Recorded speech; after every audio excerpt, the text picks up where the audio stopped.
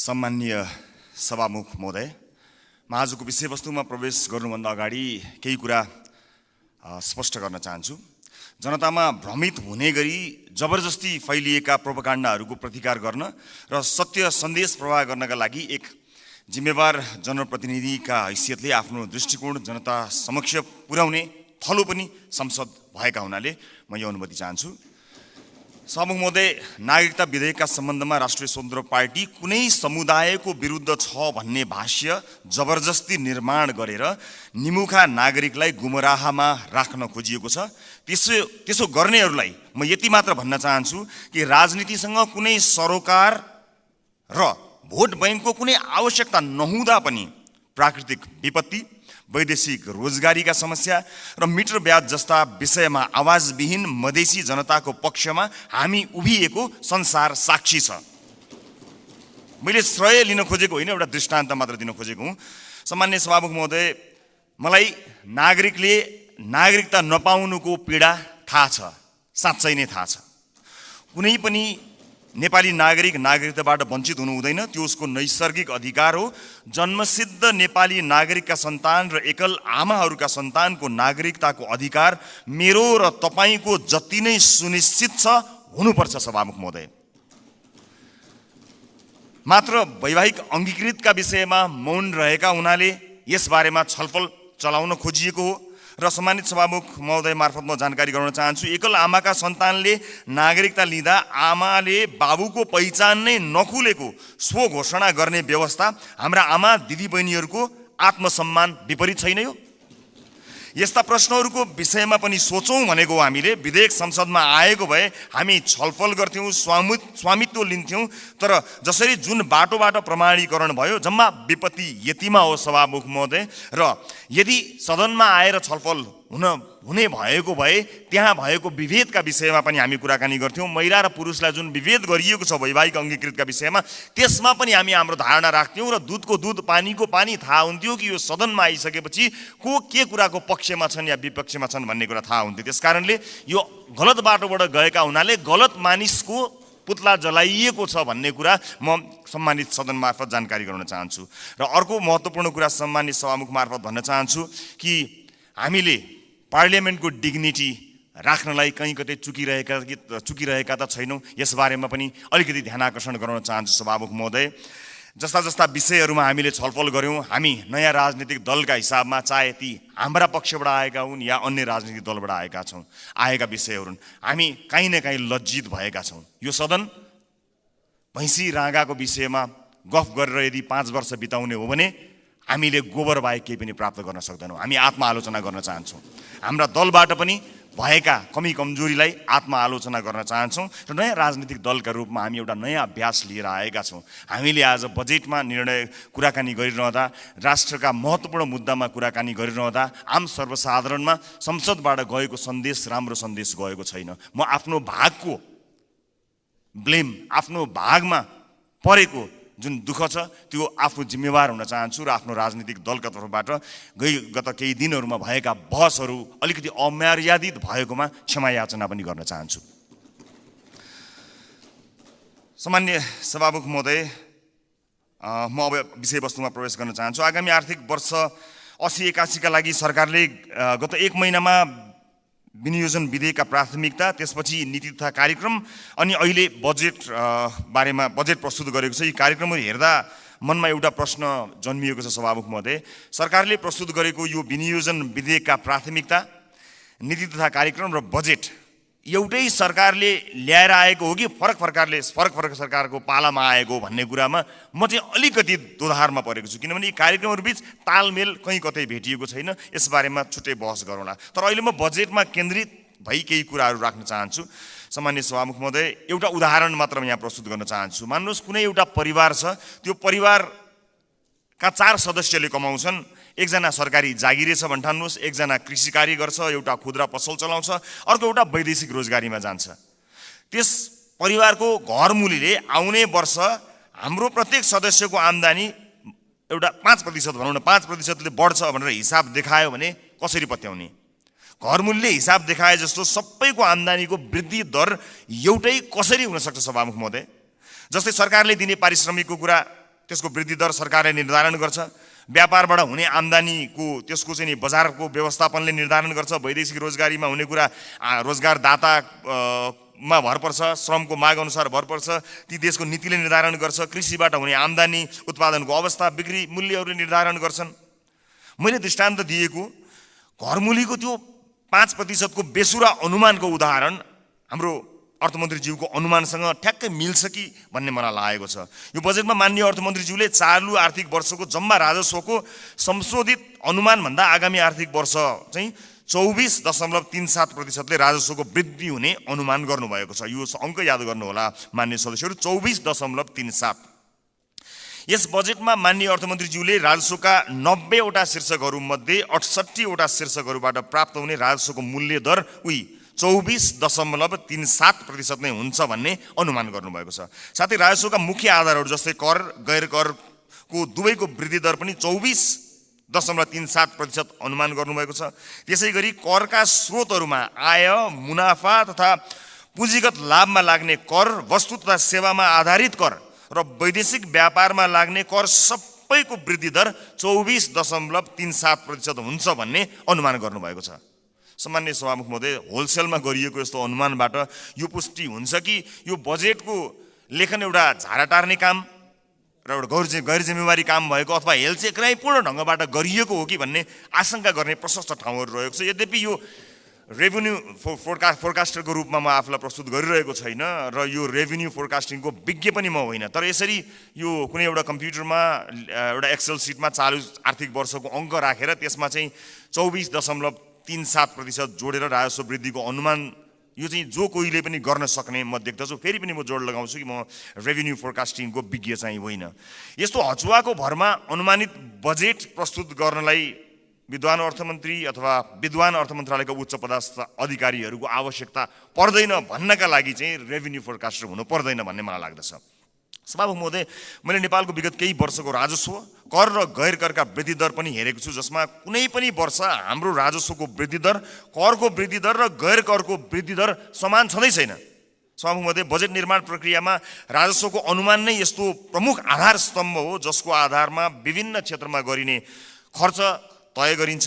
चालु आर्थिक वर्षको प्रक्षेपित राजस्व करिब 14 खर्ब उठ्न नसक्ने भई संशोधित अनुमान करिब 11 खर्बमा झार्नु परेको यो विषम अवस्थामा अर्थमन्त्रीज्यूले आगामी आर्थिक वर्षको बजेट प्रस्तुत गरिरहँदा जम्मा राजस्वको करिब 93% भन्दा बढी उठ्ने अनुमान गरिएको राजस्वका शीर्षकहरूबाट प्राप्त हुने राजस्वको वृद्धि दर एउटै 24.37% हुने अनौठो अनुमानले हामीलाई कहाँ पुर्याउने हो भन्ने एउटा ठूलो प्रश्न खडा भएको छ। चालु आर्थिक वर्षमा लक्ष्य अनुसार राजस्व सङ्कलन हुन नसक्दाको परिणाम स्थानीय तहमा हस्तान्तरण हुने समानीकरण अनुदानको 50% कटौती गर्ने अवस्थामा सरकार पुगेको सर्वविदितै छ। यस्तो हचुवाको भरमा प्रक्षेपण गरिएको राजस्वमा आधारित आगामी वर्षको बजेटले हामीलाई यो मुलुकलाई कहाँ पुर्याउने हो ठूलो प्रश्न खडा भएको छ। राष्ट्रको ढुकुटीमा सङ्कलन हुने अनुमान हचुवाको भरमा भएको बजेटमा आधारित खर्चका कार्यक्रमहरू कसरी विश्वासिला हुन सक्छन्? सभामुख महोदय, मेरा पार्टीका मान्य सदस्यहरूले बजेटका कार्यक्रमको बारेमा पनि आफ्नो मन्तव्य राखिरहँदा हाम्रो पार्टीको धारणा पनि राख्नुभएकै छ र म पुनः दोहोऱ्याउँदै यो गरिमामय सदनको समय बर्बाद गर्नतिर लाग्दिनँ। तसर्थ सम्माननीय सभामुख महोदय मार्फत हाम्रा विद्वान अर्थमन्त्रीज्यूलाई विश्वमा इमान्दार, मेहनती र कर्तव्यनिष्ठ भनी पहिचान बनाएका सम्पूर्ण नेपाली आमा बुवा दाजुभाइ तथा दिदीबहिनीहरूको जनप्रतिनिधिको हैसियतले केही प्रश्नहरू राख्न चाहन्छु। 1, कर र गैर करलाई प्रभाव पार्ने विषयवस्तु र क्षेत्र फरक हुन्छन् भने एउटै दरमा वृद्धि कसरी सम्भव हुन्छ? 2, कुल राजस्व र कर वृद्धिको दर एउटै कसरी हुन्छ? 3, कुल राजस्व र गैर करको वृद्धि एउटै कसरी हुन्छ? 4, अझै उदेक लाग्दो चाहिँ कर र गैर कर जसको आधार र प्रकृति बिल्कुल भिन्न हुन्छ, यिनीहरूको वृद्धि दर कसरी एउटै हुन्छ? मेरो प्रश्न। 5, करका विभिन्न स्रोतहरूको वृद्धि दर फेरि एउटै कसरी हुन्छ? 6, राजस्वका 90 शीर्षकहरूमध्ये 68 वटा शीर्षकहरूबाट प्राप्त हुने राजस्वको वृद्धि दर एउटै कसरी हुन्छ? यी प्रश्नहरू यी प्रश्नहरूले यस्तो हचुवाको भरमा प्रक्षेपित राजस्वको आधारमा खर्च गर्न बजेटमा प्रस्ताव गरिएका विभिन्न कार्यक्रमहरूको बारेमा छलफल र टीका टिप्पणी गर्नुको कुनै औचित्य छ कि छैन भन्ने कुरा खडा गरेको छ सभामुख महोदय।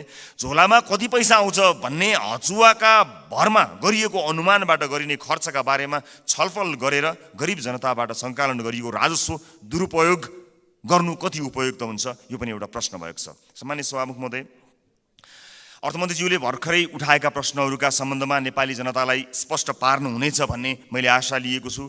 यदि यसको स्पष्ट र विश्वास लाग्दो आधार नेपाली जनता सामु आएन भने सत्ता पक्षका माननीय सांसदहरूले यो बजेटलाई कुन नैतिकताले पास गर्नुहुन्छ होला, मैले गम्भीर प्रश्न खडा गरेको छु। सम्मानित सभामुख महोदय, राष्ट्रिय स्वतन्त्र पार्टी यो सदनमा उपस्थित भइसकेको छ। विगतमा जे भए पनि अब त्यसरी नचलोस्।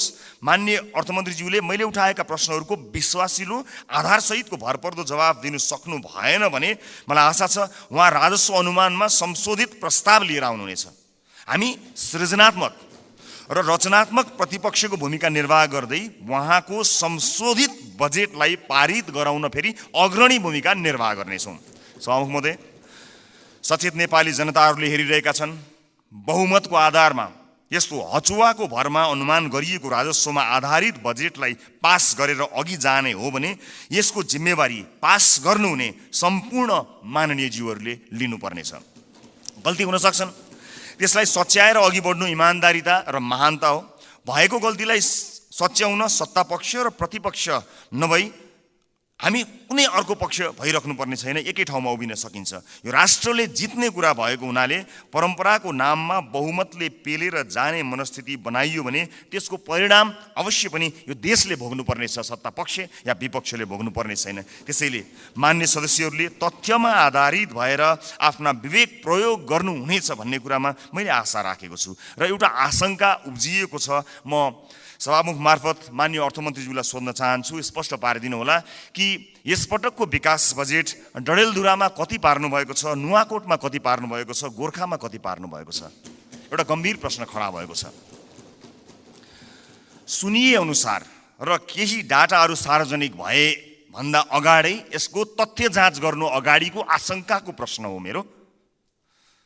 लगभग 40 देखि 50% विकास बजेट डडेलधुरा, नुवाकोट र गोर्खाका लागि छुट्याइएको जानकारी आएको छ। हामी अरूबाट सुन्न चाहँदैनौँ। सञ्चार माध्यमका हेडलाइनको तथ्य जाँच हामी गर्दै गरौँला, तर म माननीय अर्थमन्त्रीज्यूबाट यसको जवाफ चाहन्छु। बताइदिनु होला डडेलधुरा, नुवाकोट र गोर्खामा कति बजेट छुट्याइएको छ, अनि मधेसलाई बजेटमा गरिएको विभेदका बारेमा कतिको जानकार हुनुहुन्छ, एकपटक बताइदिनु होला।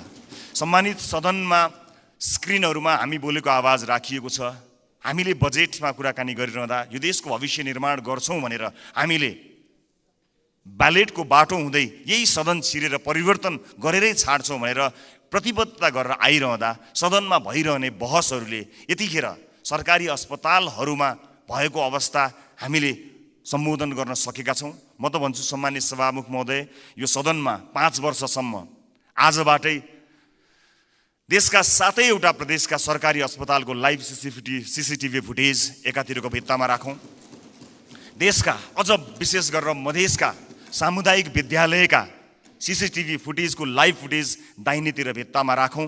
अनि बिचमा एउटा स्क्रिनको व्यवस्था गरौँ सभामुख महोदय, जहाँ करिब प्रत्येक दिन 5-6 हजारका दरले यो देशमा भविष्य छैन भनेर यो देशबाट निस्किएर गएका त्रिभुवन अन्तर्राष्ट्रिय विमानस्थलमा लाइनबद्ध भएका नेपाली नागरिकको तस्बिर, त्यसको लाइभ फुटेज राखौँ र 5 वर्षपछि हामी हेरौँ बिफोर र आफ्टर भनेर। हामी संसद छिर्नु अगाडि ती विद्यालय कस्ता थिए, हामीले 5 वर्ष यो सदनमा बहस गरेर ती विद्यालयलाई कस्ता बनायौँ। ती अस्पतालहरू विशेष गरेर बालबालिकाको हुने ती नजिकैको कान्ति बाल अस्पताल गए पनि हुन्छ, संसदपछि सबैजना जाउँ। त्यो अस्पताललाई हामीले 5 वर्ष यो सदनमा विभिन्न कसैले असाध्यै नरम भनेर, असाध्यै असल ज्ञानी प्राणी भनेर, कसैले हामी जस्ता चर्का आवाजमा बोलेर, जसले जसरी बोले ता भए पनि हामीले गरेको नीति निर्माणले 5 वर्ष अघि र 5 वर्ष पछाडि के फरक पर्यो भन्ने कुरा यो स्क्रिनमा राखौँ र त्यसपछि 5 वर्षपछि आउने सदनलाई त्यो स्क्रिनको अर्को दृश्य हस्तान्तरण गर्ने प्रतिबद्धता व्यक्त गरौँ। यदि यसरी गर्न सक्दैनौँ भने र यसरी रागा भैँसीका भरमा बहसहरू चलाएर अगाडि बढ्ने हो भने नेपाली जनतामा निराशा छाउँछ। सभामुख महोदय, म गम्भीर ध्यान आकर्षण गर्न चाहन्छु। यो सँगसँगै म अर्को एउटा ध्यानाकर्षण पनि गराउन चाहन्छु। हामीले बनाउने कानुनहरूका आधारमा र अझ विशेष गरेर हामीले छुट्याएको प्राथमिकताहरूका आधारमा जनजीविकामा प्रभाव पर्नुपर्ने हुन्छ, हाम्रो जीवनमा प्रभाव पार्ने होइन। तपाईँ हाम्रो जीवनमा आज यो सम्मानित सदनभित्र आएका हामीहरू नेपाली नागरिकलाई केही भनेर यहाँ आएका छौँ, तर आज सम्बन्धित मन्त्रीका जिल्लाहरूमा अलिकति पहुँच भएका सांसदहरूका जिल्लाहरूमा जसरी बजेट बाँडफाँड गर्ने कार्य भएको छ, के तपाईँलाई लाग्छ यसपछि फेरि पनि जनताका माझमा हात जोडेर भोट माग्न जाँदाखेरि हामीले यही 5 वर्षका गतिविधि र यिनै बजेटहरू यिनैका आधारमा नेपाली जनताले हामीलाई पत्याएर भोट दिनेछन्? दिने छैनन्। यदि नेपाली जनताले विवेक प्रयोग गरे भने दिने छैनन्। र जुन किसिमको बहस सम्मानित सदनमा केही दिन अगाडि भयो, त्यो बहस यदि निरन्तरता हुने हो भने सम्मानित सभामुख महोदय मार्फत भन्न चाहन्छु, म चाहिँ नेपाली जनतालाई अनुहार देखाउने हैसियतको रहने छैन। त्यसकारणले यो सदनमा हुने बहस अत्यन्त महत्त्वपूर्ण बनोस्, यहाँ हुने सरसल्लाहहरू महत्त्वपूर्ण बनुन् भन्ने कुराको ध्यान आकर्षण गराउन चाहन्छु र आफ्ना दलका तर्फबाट म यसको प्रतिबद्धता पनि व्यक्त गर्न चाहन्छु।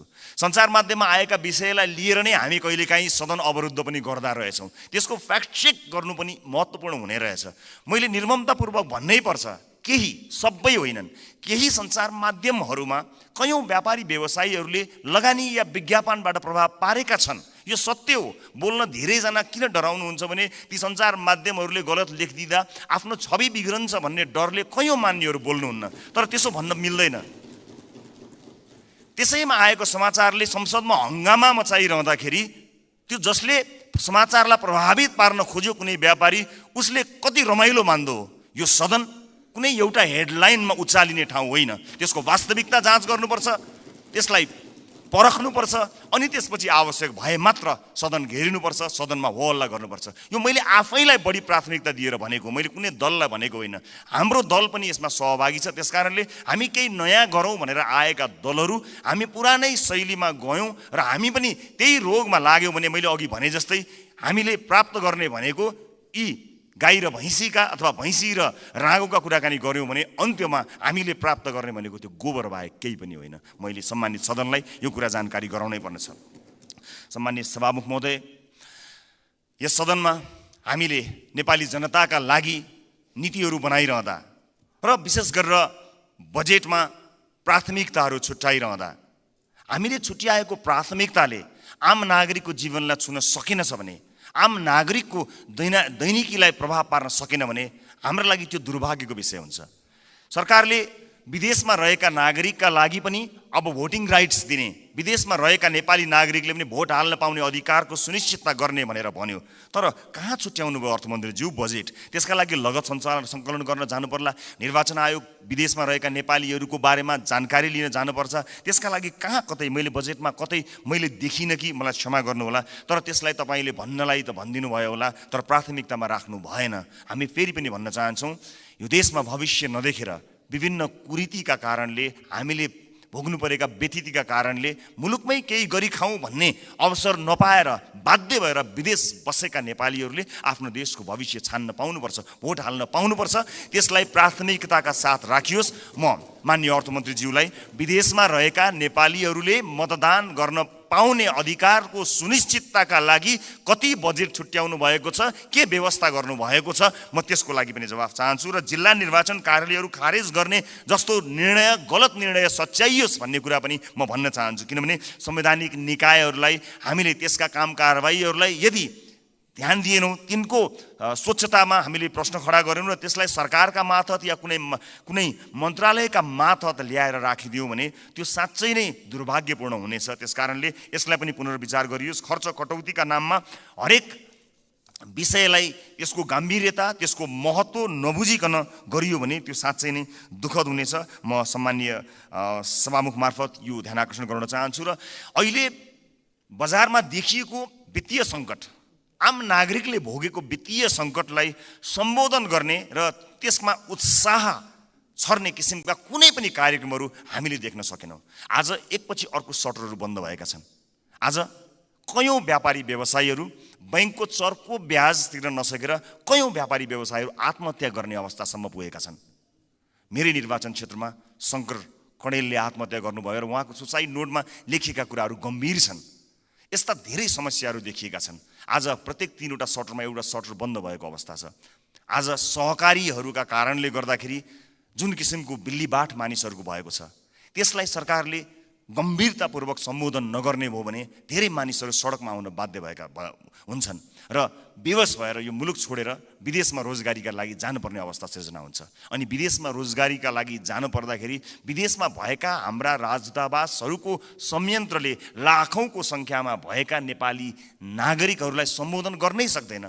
यहाँ केही गरौँ भन्दा गर्न पाएका छैनन्। देशै छोडेर जाँदा परदेशमा पनि दुःख पाएर बसेका छन्। मुलुकको समाजको वास्तविक समस्यासँग हाम्रो नीति, हाम्रो बजेट, हाम्रो कार्यक्रम कसरी अलग हुन सक्छ? सभामुख महोदय, समाजको चरित्रभन्दा, समाजले भोगेको पीडाभन्दा हामीले यहाँ गर्ने डिस्कसन, तपाईँ हामीले गर्ने संवाद कसरी फरक हुन सक्छ? सभामुख महोदय, समाजले भोगेको पीडालाई मलम लगाउन नसक्ने गरी हामीले गर्ने संवादको के अर्थ हुन्छ? सभामुख महोदय, त्यसकारणले म विनम्रतापूर्वक अनुरोध गर्न चाहन्छु सभामुख महोदय मार्फत कि नेपाली जनताको पीडालाई, नेपाली जनताले आज भोगेका समस्याहरूलाई त्यसलाई महसुस गरेर, त्यसलाई लिपिबद्ध गरेर हामीले बजेटमा ध्यान दिनुपर्छ। र अन्त्यमा आगामी वर्षका लागि हामीले यसो गर्न सक्छौँ कि सानो एउटा सुझावसहित म बिदा माग्छु। बजेट बन्नुभन्दा 4-5 महिना अगाडि हरेक राजनीतिक दलका अझ विषयविज्ञहरू छन् भने उनीहरूलाई सहभागी गराएर प्राथमिकताका क्षेत्रहरू छुट्याउँ।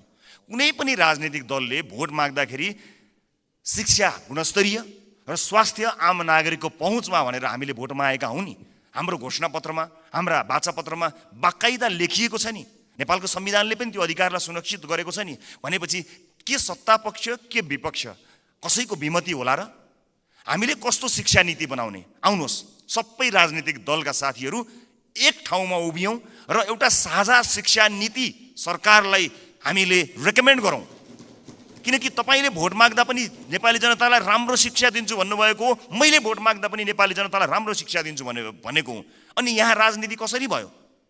तपाईँको जिल्लाका बाटोहरूमा भोट हालेपछि अब तपाईँ यहाँ कुनै नेताको जिल्ला अथवा गाउँठाउँमा बाटो पुर्याएर भोट माग्ने दिनको त अब अन्त्य गर्नुपर्छ। हजुर, सिङ्गो देशलाई हेर्नुपर्छ। अब त त्यसरी चल्दैन बाँडेर।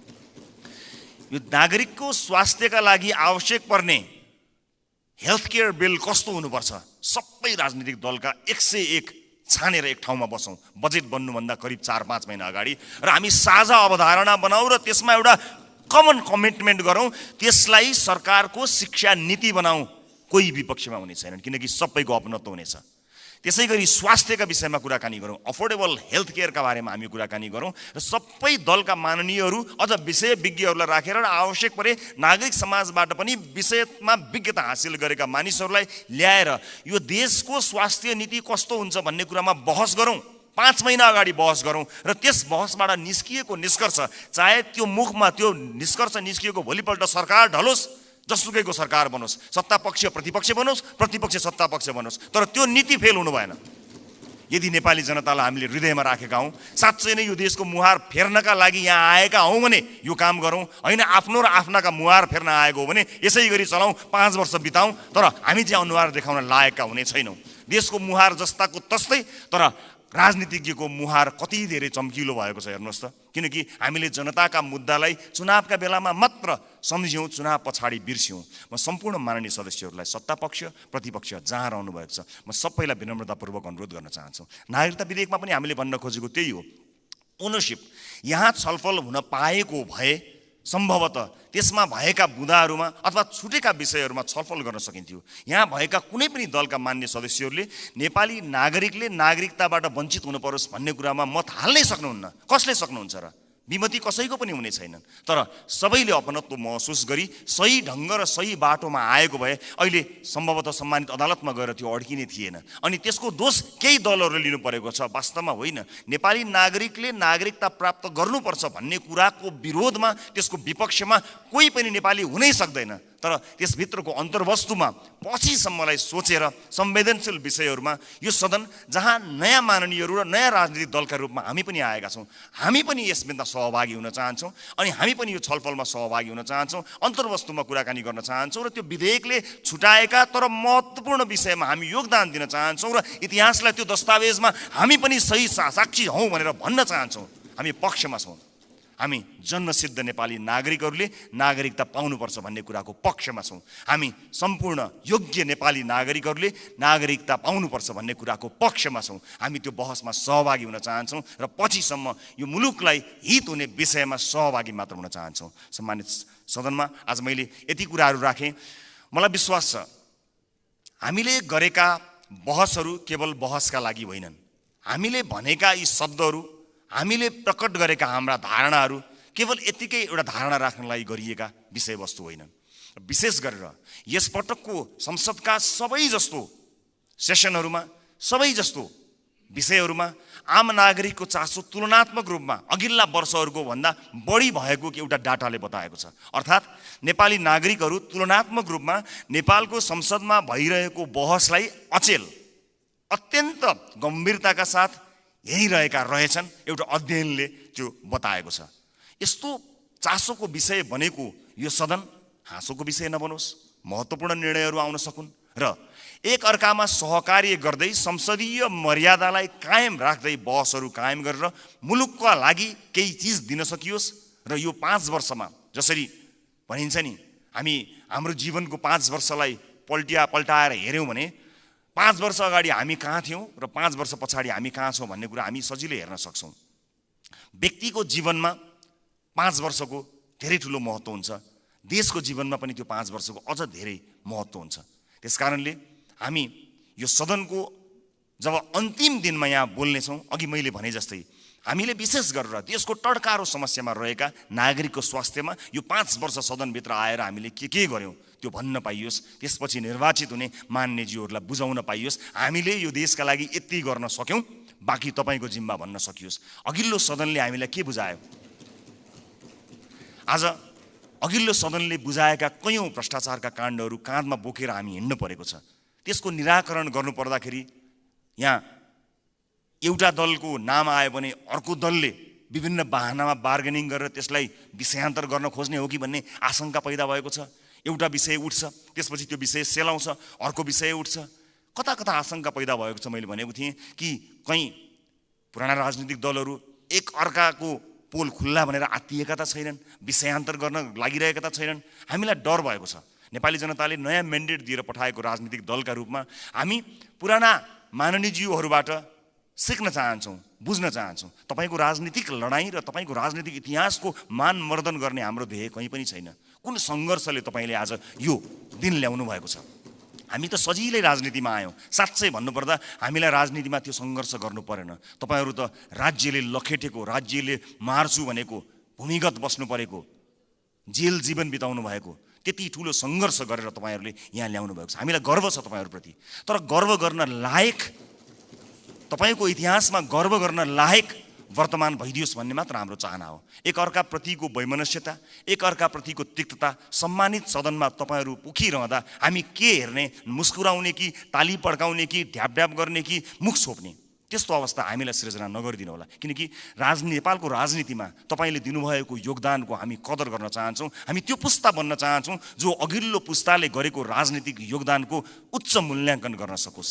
तर सम्मानित सदनमा एउटा पार्लिमेन्टको डिग्निटीलाई नै हल्लाइदिने किसिमका गतिविधि हुँदाखेरि कता कता हामीलाई पनि त्यो रोग सरे जस्तो पनि कहीँ दिनमा भयो। हामी त्यो रोग सार्न चाहन्नौँ मान्यज्यूहरू, हामी त्यो रोग सार्न नै चाहन्नौँ। हामी तपाईँलाई त्यही सम्मानित स्थानमा राख्न चाहन्छौँ जुन सम्मानको तपाईँहरू लायक हुनुहुन्छ। हामी नयाँ पुस्ताका राजनीतिज्ञहरूलाई तपाईँहरूले एउटा यस्तो संस्कारको विकास गरिदिनुहोस्, एउटा यस्तो संस्कार दिनुहोस् ताकि हामी भोलि पनि गर्व गर्न सकौँ कि हामीले यो तपाईँबाट सिकेका हौँ। हामीले नेपाली कङ्ग्रेसबाट सिक्यौँ, हामीले नेकपा एमालेबाट सिक्यौँ, हामीले नेकपा माओवादीबाट सिक्यौँ भनेर हामीले भन्न सकौँ, मधेसवादी दलहरूबाट सिक्यौँ, जसपाबाट सिक्यौँ भन्न सकौँ, हामीले नेताहरूको नाम लिएर भन्न सकौँ यी नेताहरूबाट हामीले सिकेको हो नि भन्न सकौँ। तर हामीले, माफ गर्नु होला, म क्षमा चाहन्छु, पछिल्ला केही गतिविधिहरूलाई हेर्दा हामीले चाहिँ उल्टो कुरा सिक्छौँ कि हामीलाई पो त्यो रोग सर्छ कि भन्ने डर पैदा भएको छ। म सभामुख मार्फत सम्मानित सदनलाई यति भन्न चाहन्छु कि नीति कार्यक्रमहरू भन्दा, कानुनहरू भन्दा, बजेटहरू भन्दा नेपाली जनतालाई मूलधारमा राखियोस्, देशको वर्तमान समस्यालाई मूलधारमा राखियोस्। वैदेशिक रोजगारीले गाँजेको यो देश यसका मूल समस्याहरूलाई मध्यनजर नराखिकन त्यसलाई नजरअन्दाज गरेर आँखा चिम्लिएर कहीँ पनि पुग्न सकिँदैन। त्यसकारणले नागरिकको स्वास्थ्य, नागरिकको शिक्षा र सामाजिक न्यायका पक्षमा उभिन सक्ने बनोस् बजेट, यही भन्न चाहन्छु। र म जाँदा जाँदै सभामुख महोदय, मैले अघि एउटै दर रेट भएको यो डकुमेन्ट म शीर्ष नेताहरूलाई म उपलब्ध गराउन चाहन्छु। यसले देखाउनेछ 24.37% जुन मैले डाटा प्रस्तुत गरेँ त्यो म अझ स्पष्ट हुने गरी एक-एकवटा प्रमुख राजनीतिक दल र अर्थमन्त्रीज्यूलाई जाँदा जाँदै हस्तान्तरण गर्नेछु। हस्, धन्यवाद, नमस्कार।